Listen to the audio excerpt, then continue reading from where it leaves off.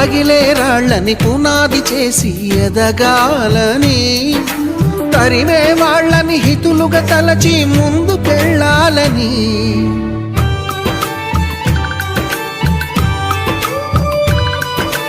కన్నుల నీటిని కలల సాగుకై వాడుకోవాలని, కాల్చే నిప్పుని ప్రమిదగా మలచి కాంతి పంచాలని, గుండెతో ధైర్యం చెప్పెను, చూపుతో మార్గం చెప్పెను, అడుగుతో గమ్యం చెప్పెను.